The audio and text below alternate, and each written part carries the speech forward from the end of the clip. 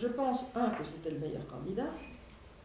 Je pense, deux, qu'il a eu le temps de se préparer. Il s'est beaucoup préparé, sans beaucoup le montrer. Enfin, il s'est beaucoup préparé depuis longtemps, car il a déclaré sa candidature, souvenez-vous, alors que Strauss-Kahn était encore à planer dans les sondages.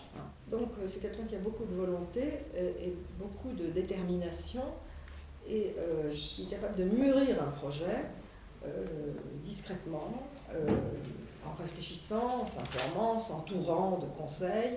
Enfin, c'est tout le contraire de Sarkozy. Rien n'est fait dans la précipitation, l'improvisation, voilà, je vais faire ça, et puis le lendemain, je fais le contraire. C'est l'histoire de l'électricité dont on parlait tout à l'heure, ou n'importe quoi, dans n'importe quel domaine. On saute d'un sujet à l'autre. La façon, d'ailleurs, dont se sont déroulées les primaires a été exemplaire. Le Parti socialiste a donné une très belle image d'organisation, de détermination, Mais en tant que candidat, est-ce qu'il sera au niveau de Sarkozy? Moi, je pense que de ce que je connais de Hollande me permet de penser qu'il sera largement au niveau de Sarkozy. On dit qu'il est passé un peu de la statue, un peu de la mollesse à de l'arrogance ces derniers temps.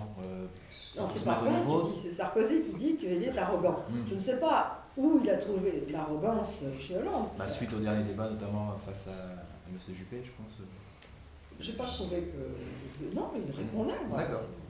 Si répondre du tac au tac et renvoyer les arguments, c'est une confrontation. Si c'est ça être arrogant, être arrogant, c'est se targuer d'une supériorité qui n'est fondée sur rien pour dire je suis important et vous ne l'êtes pas. Il n'a pas du tout eu cette attitude-là.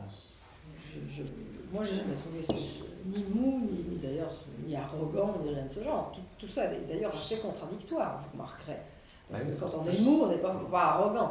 Donc quand on ne sait pas très bien par quelle manière attaquer quelqu'un, on trouve des arguments qui sont des arguments un peu factices.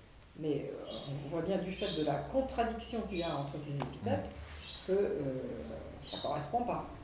Est-ce que ça veut dire qu'il est inattaquable, qu'on ne peut pas lui trouver des défauts? Sûrement il y en a comme tout le monde.